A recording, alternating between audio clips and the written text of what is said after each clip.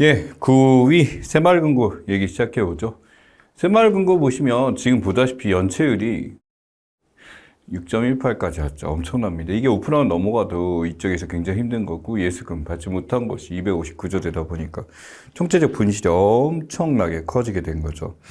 그러다 보니 이제 정부 입장에서는 또 이게 하나의 뱅크런 사태로 되고 은행이 이제 무너지게 되면 제2금융권일지라도 이 새마을금고 생각보다 이용하는 사람들이 많았기 때문에 여기서 또 문제가 생기면 이게 도미노로 나타날 수 있는 상황이라 굉장히 신경 쓰고 있는 상황 중에 하나입니다.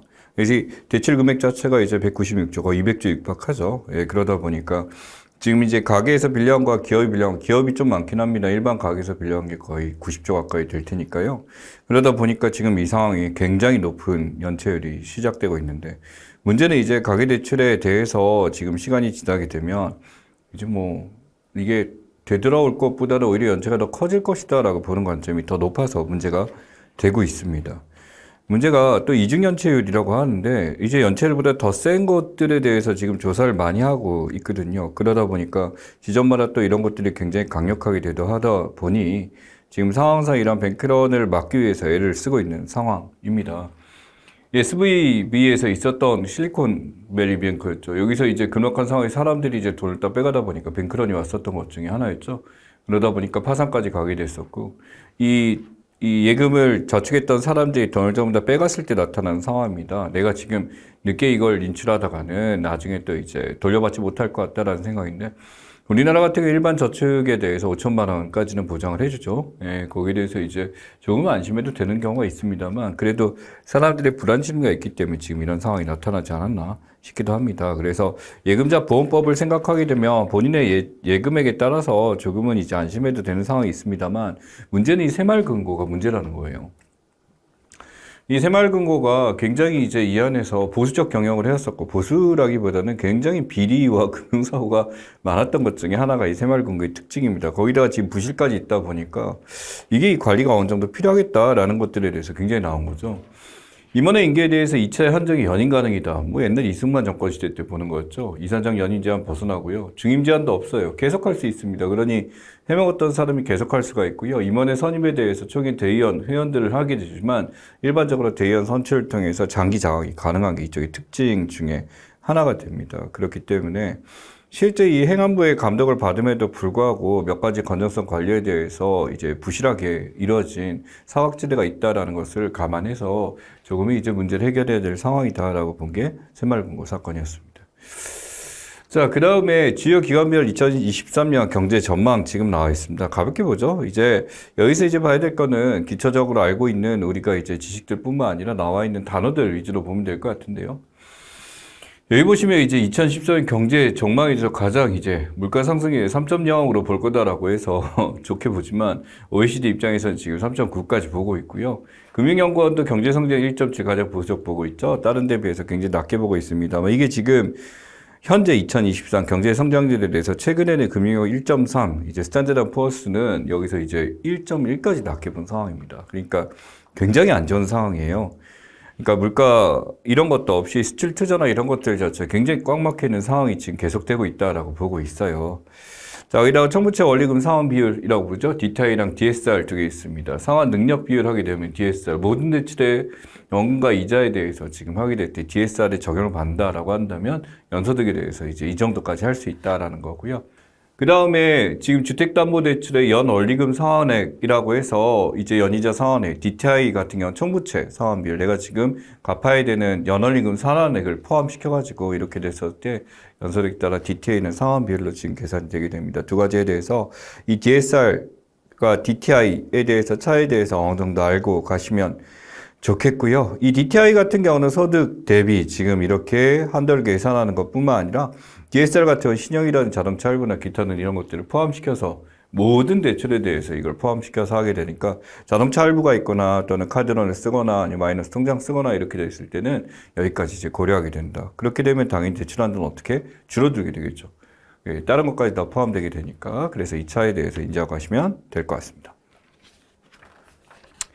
자, 워렌 버핏이 사들이고 있는 5대 상사주 나와서 이터치, 미쓰비시, 미쓰이, 스미토모, 마르베니, 뭐, 이제 전범 기업도 있고 여러 가지 포함됩니다만, 뭐, 워렌 버핏이 그거 신경 써주나요? 예, 그래서 버핏 효과라고 하죠. 충분히 일본 경제가 올라갈 것이다라고 판단했기 때문에 이렇게 구비를 했었고, 보유 지분율이 6%인데요. 이 7%, 6% 이렇게 지금 나오는데, 예, 금액이 상상이 안 가네요. 미쯔비시 6%가 지금 어느 정도인지 모르겠습니다만, 버크셔 회사에 있죠. TSMC나 옥시덴탈 이런 거 샀었고, 코카콜라, 액티전, 블리자드, 안 그래도 블리자드 몰락 지금 보이는데 되고요. 저지서러스도 이렇게 샀는데, 여기 보면 리버베이스, 알파벳을 팔았다라는 게 이 서러스의 어떤 특징인데, 지금 눈에 띄는 것 중에 하나네요.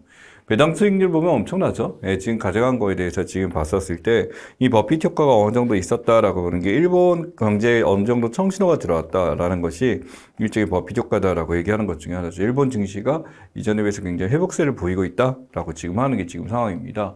그래서 원환일치 굉장히 지금 일본 여행들 많이 가고 있는 상황입니다만 일본에 대해서 이 원화가 너무나 이제 환율 자체가 떨어지는 상황이기 때문에 그 전에 비해서 일본 여행 가는 게 많이 수월해졌다라고 보고 있는 상황인 거죠. 예, 그러다 보니까 지금 6월 22일 같은 경우 910원까지 떨어졌는데 900원대 아래까지도 지금 이제 찍을 수도 있겠다라는 말까지 들고 있습니다만 이제는 어느 정도 올라가지 않을까라고 보고 있고요. 임금 인상에 대해서 이제 바로 최근에 나온 겁니다만 이제 일본도 최저임금에 대해서 도쿄 같은 1,000엔을 넘긴 상황이 됐습니다. 그래서 임금 인상 이전까지 누르고 있다가 어느 정도 올라가는 상황이에요. 일본이란 나라가 예전에 모습 보게 되면 굉장히 부유하고 많이 쓰고 이렇게 됐었는데 그게 바로 그 당시에 버블 경제, 부동산 하루에도 돈을 막 엄청나게 벌어들이고 하다 보니까 나타난 현상인데 진짜 뭐 길거리에서 막 만 원짜리를 이렇게 손을 들고 흔들면서 막 더블, 따더블, 트리플을 주면서 이제 집에 택시 타고 하루짜리 쓸 자리에서 막 100만 원, 우리 돈은 막 1,000만 원씩 써버리고 이런 사람들이 굉장히 많았다고 합니다. 그러니까 호황 경제를 누렸던 시절인데 그게 한꺼번에 거품이 쥐악 빠져버린 거죠. 여기 보면 이제 일본의 그 당시에 버블 경제 당시에 그 가이샤들이죠. 게이샤들인데 그때 술집에 사람들이 한 겁니다. 생일 선물로 가게를 사준대요. 가게를 사주거나 1억엔 정도 되는 거. 1억엔이면 우리 돈으로 거의 900엔이 넘는 거죠.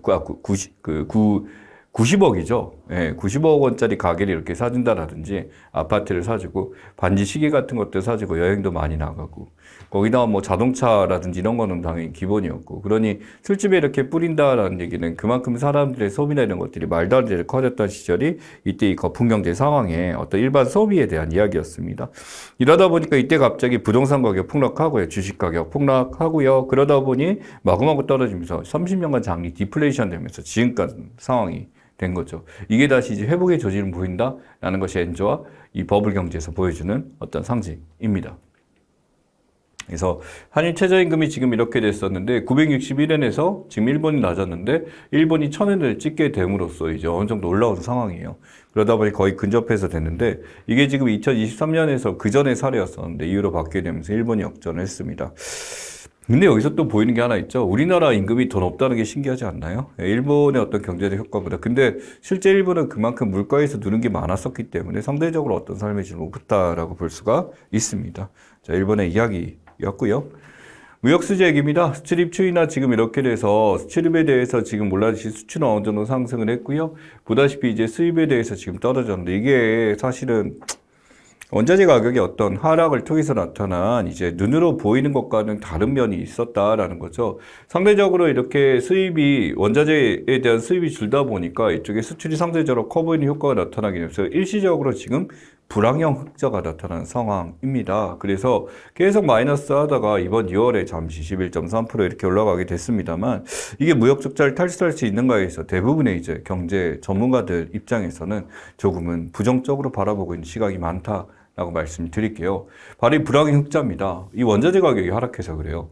수출 단가가 많이 떨어지고 이러다 보니까 우리나라처럼 수입으로 이걸 통해서 가공무역으로 사는 나라 입장에서는 이게 굉장히 큰 좋은 효과를 주긴 합니다만 이것 때문에 경제가 호황이 됐다라고 부르기는 좀 애매하죠. 또한 글로벌 교역량 감소나 경기 침체 여전히 이렇게 존재하기 때문에 신흥국 이익이 떨어지다 보니까 상대적인 반사이익을 보는 사례가 많아서 이렇다라는 거고요. 인구 고령화의 생태계 문화 상승 소득 정책에 따른 내수 정책 지금 있다라는 거. 그러니까 내수가 활발히 돼서 이게 올라가서 경기가 올라가줘야 될 텐데 이런 것도 없이 단순한 상대적인 흑자로 이게 나타나서 이렇게 됐었다라는 것과 가계부채 증가는 또 말할 필요도 없겠죠. 그러다 보니 이런 불황형 흑자가 지속된다라는 것은 어떻게 보게 되면 수출 인지도가 높은 국가 입장에서 흑자가 될지를 절대 기뻐할 수 없는 상황이다라고 보시면 될 것 같고요. 핵심으로 이제 작용할 수 있는 반도체라든지 이런 것들이 이제 이끌어줘야 될 것 같은데 문제는 중국이죠. 이란 중국에서 지금 우리의 수입 지금 보다시피 지금 이렇게 떨어진 상황이고 이란 중국이 더 조이고 있는 상황이기 때문에 기존으로 이제 하는 것들에 비해서 플러스가 전혀 없는 상황입니다. 우리가 중국의 물품에 대해서 안 살 수는 없는 어떤 원자재들이나 중요 이제 부품들이 있단 말이에요. 근데 완제품에 대해서 이제 어느 정도 수출이 있었는데 이제는 우리나라가 그 완제품에 대해서도 중국에 비해서 그 역량을 조금 잃어버린 것이 아닌가까지 평가를 받고 있는 상황입니다. 자, 만나이 통일법이에요. 앞으로 나이 어떻게 세나요? 라고 했을 때 나이 세는 방은 별도로 정해져 무조건 만나이. 그러니까 어떤 나이가 정해지지 않는 영역에서 여러분이 이제 친구한테 얘기하거나 어떤 상황이 될 때는 그냥 만나이로 얘기하는 것이 맞습니다.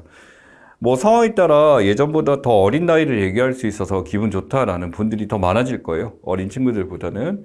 나이 세는 방이 개별법에 정확하게 정해져 있다. 그래서 이제 미성년자 기준이 정확하게 그쪽에서 나와 있는 대로 있다라고 한다면 해당 기준을 적용하되 그런 기준이 따로 없는 데서는 전부 다 뭐라 한다?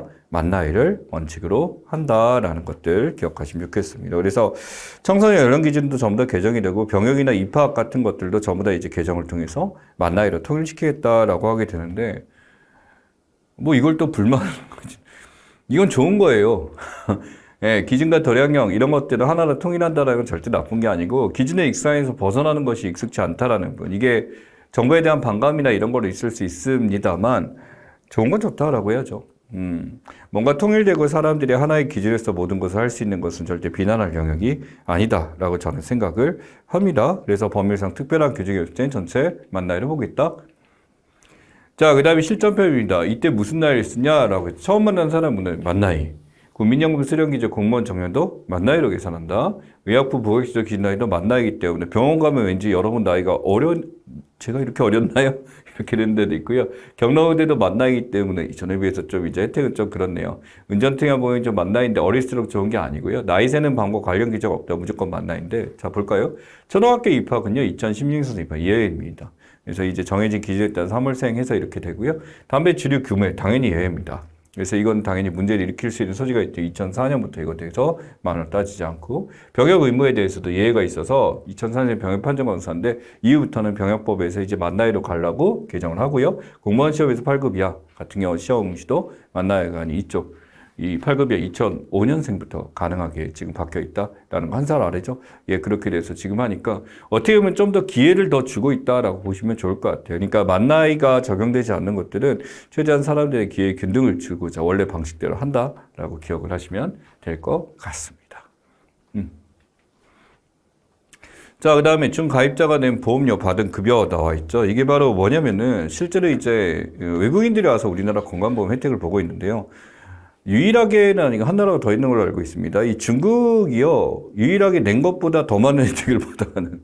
다른 나라는 전부 마이너스예요. 마이너스인데, 그러니까 낸 것보다 적은 혜택을 받아가는데 유일하게 중국이 많이 받아가요. 그러니까 중국은 이제 일종의 우리나라 건강보험에서 이득을 보호하겠다라는 게 자체적으로 이제 막 영상들도 있더라고요. 유튜브를 통해서 교육을 해서 한국에서 무조건 이걸 통해서 이걸 받아내야 된다. 왜냐면 같은 중국에서 이게 비싸니까 혜택을 주는 것들 다 뽑아 먹어라 라고 하면서 교육을 하는 거죠. 법의 허점이긴 하죠. 어떻게 보면. 근데 문제는 이제 중국에서 온 사람, 외국인 숫자가 가장 많다는 겁니다. 그렇다 보니 건보 재정에 있어서 굉장히 위협적인 게 되는 거죠. 이 외국인 건보 무임 승차 논란이 되는데 문제는 이제 중국인 투표권 제한까지 얘기를 하고 있습니다. 하태경 의원 같은 경우는. 그러면 안 된다라고 하면서 표를 얻게 되는데 문제는 이 받은 급여 자체가 이들이 낸 보험료도 높다라는 거예요. 보통 이게 보험료 낮고 여러분도 다 낮아요. 그러니까 여러분도 실제로 혜택 받는 건 나는 게 병원 그렇게 자주 가는 거 아니죠? 보험료에 비해서. 근데 위기 상황에서는 정확히 더 받게 됩니다만 이런 상황이 나타나게 됩니다. 그래서 외국인 선거권자도 지금 보시게 되면 보시다시피 78.4%가 중국인입니다. 그러다 보니까 이런 투표권에 대해서 가져가는 경우도 있고 지금 2020년 3월 같은 오히려 중국인이 훨씬 더 늘어난 상황을 보여주죠. 나머지에 대해서 지금 보다시피 비교가 안 될 정도로 굉장히 높은 상황입니다. 그래서 실제로 건보 재정이 5,500억 정도 흑자인데 유일하게 이래 중국인들만 적자를 보기 때문에 이게 그렇게 흑자로 전환이 유지가 되게 쉽지 않다. 이 재정 수지에 대해서 문제가 되고 있다라는 얘기를 지금 하고 있는 것 중에 하나죠. 그 다음에 실제로 이제 반중 정서가 지금 굉장히 심한 상황이기 때문에 정부 입장에서는 이러한 중국인에 대한 차별적 조처에 대해서 굉장히 많은 얘기를 꺼내고 있는 입장입니다. 이건 어떻게 보면은 실제 이 반중 정서라는 중국에 대한 거부감 이전에 표를 생각한 이제 10개월이 있을 총선에 대해서 그걸 생각한 게 아닐까 싶기도 합니다. 그래서 재정수지예요. 재정수지는 통합재정수지라고 그래서 총수비, 총지출 빼서 이렇게 되는 거. 관리재정수지 같은 경우는 사회보장성 기금수지. 우리나라만 쓰고 있는 방식 중에 하나니까 기억하시고. 그다음에 기초재정수지는 순이자 지출 더해서 하기 때문에 채무에 따른 이자 비용 빼고 나서 계산하는 것들 얘기하고요. 경기조정수지는 경상분의 잠재. 이제 물가를 반영해서 경기 변동에 따라서 계산하게 되는 거고 구조적 재정 수지는 보다시피 긴급재난지원금 같은 일회성 수입 지출 이런 걸 빼서 나타나게 되는 거 재정 상황 판단하게 되는 것 중에 하나입니다. 그래서 각 재정 수지에 대해서 의미하는 것들 차이에 대해서 조금은 정리하셔야 되고 여러분 지원안에 따라 이걸 묻는 데도 있고 있으니까 기억하고 가시면 좋겠습니다. 자, 민간단체 보조금, 비영리 민간단체에 대해서 보조금들 주고 있고, 당연히 우리나라는 언론, 출판, 집회, 결사의 자유가 있죠. 결사의 자유, 결사체들에 대해서 우리가 지원해 주는 거고요. 보조금 총액이 여기서 지금 보다시피 9조 9천억에서 6조 8천억 원 지금 나와 있습니다. 감사 결과 여기서 314억 원이 부정사용됐다. 그러니까 원래 그 단체에서 합리적으로 자신들이 신고하고 이런 것들에 대해서 이루어져야 될 텐데 실제로 이제 그렇지 못하고 이 정도가 잘못 사용된 특히 이것은 누구를 이제 대상으로 한다면 지금 전장현이죠. 전국장애인연합회가 지금 여기서 이제 감사를 뽑거나 여기서 잘못 사용된 용처가 있다라는 것을 통해서 내년도 이렇게 잘못 사용한 민간단체에 대해서는 보조금을 삭감하겠다라는 걸 얘기를 하는 거죠. 또는 그쪽 이제 단체 입장에서는 그런 거 없다. 자발적으로 거둔 돈으로 이루어졌었고 그 금액은 다르게 쓰였으며 이것은 하나의 단체들을 악마하는 입장이다라고 하는 게 나타나고 있습니다. 바로 전장현이죠. 이 시민단체 선진화 특별위원회에서 이 전장현 낙인입니다. 이들이 이제 보조금을 가지고 이상한 데 썼었다라고 하게 되는데 어떻게 보면 이제 장애인들의 어떤 이동권 보장에 대해서 일반 국민들이 많이 피해를 봤었다라고 할 수 있는데 이게 우리가 배웠던 시민불복종이라는 게 있습니다. 위법행위를 하는 거거든요. 위법행위는 다른 모든 상황을 다 동원함에도 불구하고 이루어지지 않을 수 있는 합법적인 권한이고 당연히 이게 집회 결사의 자유가 있는 나라에서는 가능하긴 한데 문제는 이게 피해를 본 국민들 입장에서 굉장히 마음에 안 든다라는 생각을 할 수도 있게 되는 거죠. 중증장애인 공공일자리 지원특별법 같은 거 만들어 달라라고 하게 되는데 이게 장애인들 같은 경우 일반적인 장애인들 취직에 대해서 공기관이 일정한 4% 뭐 이렇게 정해서 하는 경우 있고요. 일반 기업에 취업할 경우 여기에서 임금에 대한 지원을 해준다든지 이런 제도가 있습니다만 문제는 중증장애인들이에요. 이들이 할 수 있는 것에 대해서 한계가 있기 때문에 일반 기업이나 공무원들도 사실은 꺼리고 있는 것 중에 하나죠. 근데 이들도 일하고 싶다. 그날 달라라고 하는 것 중에 하나입니다. 이렇게 생각해야 되는데요. 우리는 장애인이 아니니까 라는 것도 있겠지만 한편으로 우리도 어느 순간 저런 장애인이 될 수도 있다라는 생각을 하게 되면 이것을 받아들여야 되는 게 존 롤스식 생각이죠. 차등의 원칙에 대한 생각입니다만 또 한편으로 그렇게 돼서 세금이 나가는 게 싫다라는 사람도 당연히 있을 거예요. 찬반이 있을 수 있습니다. 자, 그래서 이게 중증장애인 공고 일자리 사업이 뭐냐면요. 전장현 요구가 해서 20년도부터 했었는데 문화예술 이런 활동에 대해서 했고요. 공공일자리 사업은 72억 원 해서 여기서 이제 일자리를 만들어서 주는 방식들을 했었던 게 맞는데 이게 이제 서울시장 바뀌기 때문에 완전히 사라지게 된 거죠. 여기에 대해서 지금 있는 게 이 보조금 사업에 대한 이야기고 하태경 의원이 여기서 또 지적을 했었죠. 아까 중국인들 투표권 주자 입증하는데 우리나라 장애인들은 또 안 된다. 독특한 사람이에요. 예. 예, 통화 사업입니다. 지금 보면은 2001년부터 꾸준히 했었죠. 예, 규모가 커집니다. 300억까지 막 늘어나다가 이제 100억씩 이렇게 하게 되면 2024년 6월에 이렇게 나누게 됐었다라고 지금 해서 이 통화 사업에 대해서 정리하고 체결하고 지금 만족되고 있습니다. 통화 사업라는 게 통화 시점에 대해서 서로 이제 바꾸게 되는 거고요. 상대국 중앙은행이 돈 맡기면 거기에 상환하는 외화를 주게 됨으로써 이제 어떤 환율이나 금리 변동에 대해서 리스크를 막고자 지금 하는 것 중에 하나가 됩니다. 그래서 지금 이걸 바꾸는 걸 얘기하는데 한일 간에 지금 했던 거니까 한일 간에 N과 이제 원에 대해서 바꾸는 게 너무 지금 이 둘 간의 어떤 문제가 이제 엔화가 너무 싸지고 이제 경제에 대해서 문제가 되다 보니까 이걸 바꾸고자 하는 것 중에 하나죠. 그러다 보니 이제 엔화 외평채까지 발행을 하게 됐습니다. 이 통화세이프 같은 경우는 유동성 확보하도록 지금 하는 거 시간이면 당연히 원위치로 바꿔야 되는 거죠. 계약에 전환 환율 원금과 이자 서로 교환하게 되기 때문에 손해 없고요. 그러니까 환율이 지금 바뀌기 때문에 거기에 따라서는 당연히 줘야 되겠죠. 또 유동성이라는 거 안정성의 전달에 손실 없이 화폐로 바꾸기 때문에 이건 나쁘지 않고요. 통화스와프 이자는 변동금리에 따라서 원화 빌리적 고정금리를 받고 하는 게 정해져 있습니다. 외평채라는 게 뭐냐면 외국환 평이금 채권이라고 하죠. 외화 조달 필요해서 외평채 이제 엔화를 이제 얻고자라고 하는 것 중에서 여기 보면 하는데 이 뉴욕에서 지금 녹색 및 지속 가능 채권 소위 말해 그린앤 서스테이너블리티 예 어렵네요. 지속 가능한이라는 의미거든요. 예, 그래서 녹색 채권인데 이 중에서 또 블루 채권이라고 나중에 나옵니다만 녹색 번드죠. 그 그린 번드 같은 경우는 환경에 대한 채권이 되고요. 역대 최저금리로 발행했다라는 건 뭐냐면 이제 채권 발행함으로써 당연히 이 채권을 구매한 사람들이 다시 또 이제 이해해서 돌려주게 되는 겁니다. 예, 그래서 2.677 해가지고 지금 이렇게 주는데 5년 만기로 해서 5억 불에서 2.177 해가지고 지금 환경보전에 이런 걸 발행했다 지금 나와 있습니다. 이 녹색 및 지속 가능한 채권이라는 얘기는요. 어떻게 보면 지금 이 친환경 녹색 그 다음에 사회적으로 개발할 때 이게 환경 친화적인 개발을 할 수 있는 것과 관련된 것들과 통해서 이제 투자를 하는 채권 발행이고요. 여기서 이제 우리나라가 이제 엔화 외평채 같은 경우는 엔화에 대해서 지금 여기서 하게 됨으로써 우리의 어떤 리스크나 이제 금리나 이런 문제를 해결하기 위해서 지금 하는 것 중에 하나입니다. 그래서 사실은 이게 이 외평채가 사실은 우리한테 이득이 없다라는 말까지 지금 있거든요. 근데 일본과 굉장히 손을 잡고 노력하는 것에 대해서 적당히 좀 조절하면서 해야 될 것 같은데 좀 아쉽기도 합니다. 자, 그래서 10억 불 규모 외환가, 미중 무역 갈등 지금 나타나서 이렇게 됐고요. 우리 정부에서 지속 가능한 성장하겠다 이렇게 되는데 이번에 외평채 발행에서 엔화도 지금 하게 됨으로써 많이 활용하고 있는 정책이다. 기억하시기 바랍니다. 자, 지금 새롭게 인선으로 올라간 인성의 정부 첫 개각입니다. 첫 번째 이제 눈에 띈 사람은 유인천 씨죠. 이 유인천 씨라고 그래서 예전에 전원일기에서 둘째 아들 나와가지고 그때 뭐 인물 좋고 막 그래서 하게 됐는데 장관은 이제 이명박 MB 시절에 맡았었는데 예, 별 사고들이 많이 있었어요, 그때. 그러니까, MB 사람입니다. 예, 이명박 시대 사람. 그리고 나머지 이제, 여기 보시면, 검사들 떠 있고요.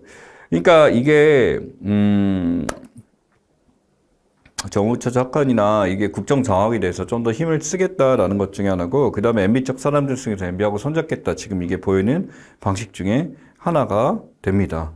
이 차관급 인사나 이렇게 돼서 하게 되는데 이제 원래 대통령실 안에 있다가 이런 사람들 차관을 올려서 주는 경우도 있고요. 이 대통령실 밑에서 일하면서 같이 좀 교육 좀 시킨 다음에 이렇게 라고 교육받아서 가는 것 중에 하나죠. 그러다 보니 정부직 비서관이 들어가게 되면 대통령의 뜻을 잘하는 사람이다 보니까 기존에 있는 사람이 긴장 탈 수밖에 없게 되죠. 이게 매기효과라고 부르게 됩니다. 자, 그래서 이동관, 김영호 지금 나와 있는데 통일부 장관 이번에 개각하게 되는 것 중에 하나고 이제 방송위원장으로 이제 이동관 이거를 이제 강행을 해요. 자식 그 폭력 사건도 있었고, 사실은 뭐, 이거 비리 덩어리예요, 진짜로. 부인이 이제 청탁받고 이제 막 어디 지원해 주기도 하고, 그 다음에 자체적으로 말이 진짜 많거든요. 그러니까 일단 MB 때 이제 오른팔이었어요. 근데 또 이걸 또 다시 불러와서 이렇게 된다라고 하는데, 모르겠어요, 도대체. 그러니까 이건 뭐냐면 하나의, 지금 이렇게 문제가 있다 상관없이 강행함으로써 대통령의 파워를 보여주겠다 이런 식인데, 이게 여권에서도 안 좋아해요. 그러니까 이게 문제예요. 같은 사람들 밑에서도 안 좋아하는 사람이 이렇게 하게 되고 이 사람은 통일부 장관인데 통일이라는 것이 통일의 목적은 뭘까라고 생각해 보면은 민족 간의 이질감을 완화시키고 우리 국가가 하나 됨으로써 평화적 통일을 이루겠다는데 예, 거의 적화 통일입니다. 이제 김정인의 주적 개념으로서 뭐 때려잡고 이렇게 되는 굉장히 강경한 보수파인데 이게 대통령 등과 유사하다 보니까 이렇게 불러오게 됐고 기존 이제 안에 있던 통일부 안에 있는 사람들 굉장히 많이 못 벗을 것 같다는 생각도 들고요. 변화가 클 것 같습니다. 자, 매교권은요, 경쟁자를 풀어놓는데 굉장히 강력한 경쟁자 등장해요. 그럼 내부적으로 이제 막 휘어멀건하게 편하게 살고 있던 미꾸라지들이 살아남기 위해서 움직임도 하고 막 능력을 기르고 막 하게 벌크업을 하고 날라타게 됩니다. 바로 뭐냐면 이게 매기 때문에 과다한 강력한 경쟁자가 스트레스를 높이다 보니까 그 안에 나머지가 생존력이 높아지게 되고 도덕적 해이 현상도 사라지게 됨으로써 효과를 준다라는 것이 매기 효과의 특징입니다. 그래서 이러한 매기 효과라고 한다면 이전간에 이제 미흡했던 부서들에 대해서 자신의 대통령 비서관을 집어넣게 됨으로써 이제 함부로 하면 안 돼라는 얘기를 하면 되겠죠. 근데 아까 이동관의 문제도 그렇지만 이게 유명한 거거든요. 청문회장에 있을 때 사진 찍지 마. 이 뭐 XX 뭔지 아시겠죠? 예, 그 역입니다. 많이 쓰는. 그래서 이런 사람이에요. 이제 MB의 그런 어떤 절개들이다라는 이제 얘기를 들었을 때 그렇게 화를 되면서 이렇다 자기 아니다라고 지금 얘기하려고 하는 것 같은데 이런 공개석상이나 어떤 국정석상에서 이런 발언을 하거나 이런 행위를 하는 거는 굉장히 조심해야 될 부분인데 이게 너무 유명해졌었죠. 그러다 보니까 이번에 이제 문화체육특별보좌관 문체특보에 다시 또 이 사람을 또 올리게 되는데 마음대로 하네요. 네. 자, 티르키예 대통령 재선했습니다. 이게 또 굉장히 큰일이에요. 이제 최장 30년까지 정신지거 가능하고 푸틴하고 사이가 좋습니다. 그러니까 굉장히 보수적 정권인데 당연히 안 될 줄 알았거든요. 안 될 줄 알았는데 지금 시리아 그쪽의 보수 정권 그쪽 담당에게 친해지는데 이민자들 같은 게 안 되는데 이민자들이 굉장히 큰 힘을 발휘했어요. 이들이 이제 오게 되는 건 시리아하고 푸틴하고 같이 손잡고 되면서 오면서 이렇게 되는데 이민자들을 친하게 받아들이니까 이게 좋을 거다라고 생각하지만 이 난민들을 우선 안전하게 보호를 하되 이걸 갖고 EU에 자꾸 카드로 지원하는 거예요. EU한테 계속 돈을 달라고 해요. 왜? 내가 지금 이거 난민 받았으니까. 돈 내놔. 하면 이렇게 하게 되고 만약에 이렇게 되게 그리스, 불가리아 국경 개박해서 이렇게 되는데 중요한 건 난민들 입장에서는 그럴 수가 있는데 내부에 있는 일반 국민들은 별로 안 좋아하거든요. 근데 이게 또 뽑혔어요. 그래서 이게 지금 참 신기하기도 하고 본국 성원하겠다라고 한 이 클러츠 나라울루 이 사람이 오히려 후보가 낙선이 돼버리게 됨으로써 거주 난민들을 안도하게 됐고 적극적으로 투표했겠죠. 그러니까 이렇게 됐는데 그런 상황이 왔습니다. 그래서 시리아 북부 지역 같은 경우 지금 난민이 이렇게 들어오게 되면서 이제 접근한 데서 붙어 있는데 이 시리아 난민이 들어오는 걸 다 받게 됨으로써 이들이 이제 알레도안 에르도안 대통령이 당선됨으로써 어느 정도 안심을 하게 됐습니다만 문제는 이 사람이 바로 이 전형적인 스트롱맨 상인방 강력한 보수주의고요.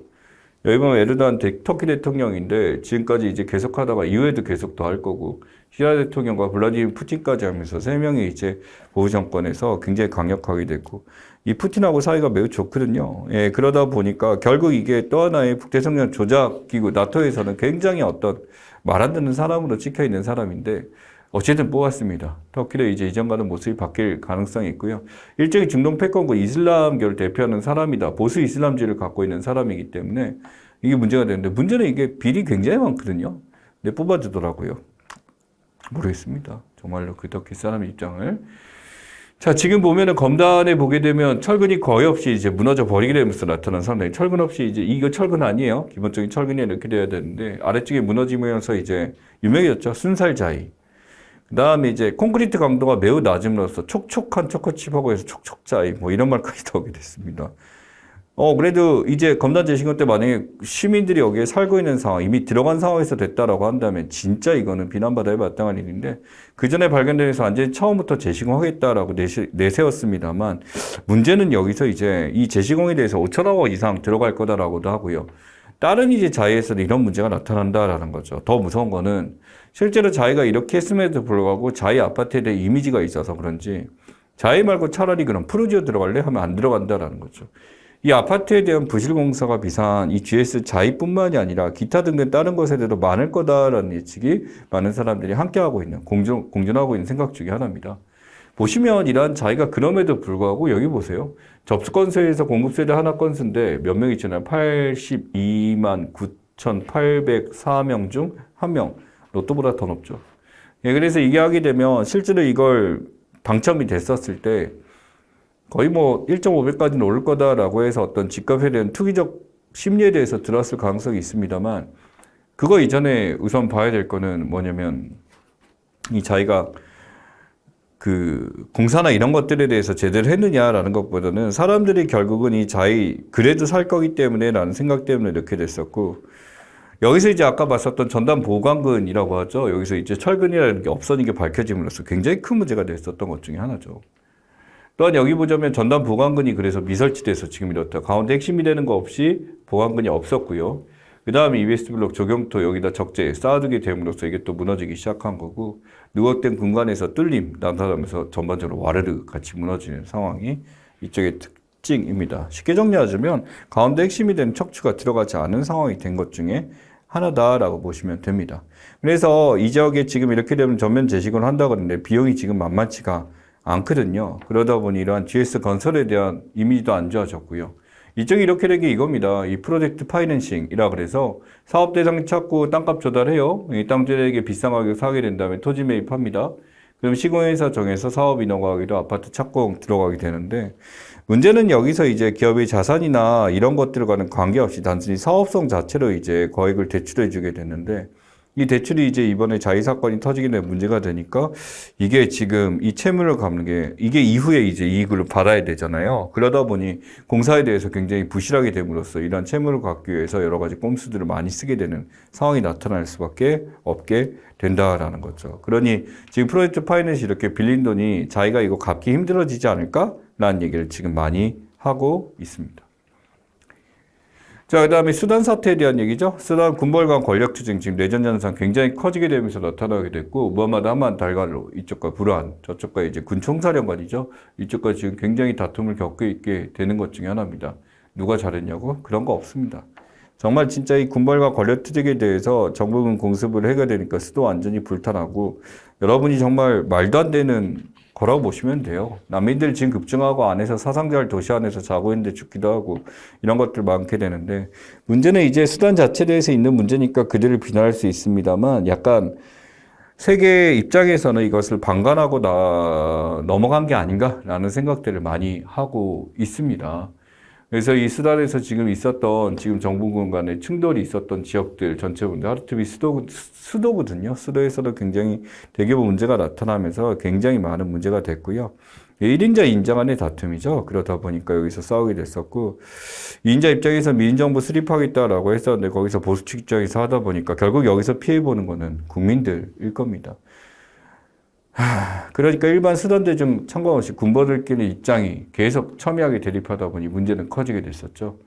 다르푸르 분쟁은 굉장히 유명합니다. 이게 2003년 1월부터 2010년까지 개성이었던 다르푸르 지역에 있었던 사고 중에 하나예요.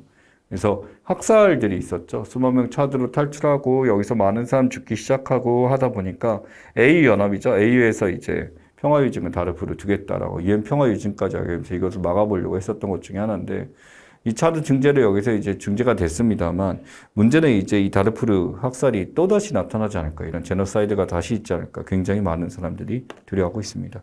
자, 국제경제 파트까지 해서 국제정치까지 봤습니다. 이제는 일반적인 사회면, 문화면으로 가게 될 거예요. 다음 시간에 보도록 하겠습니다.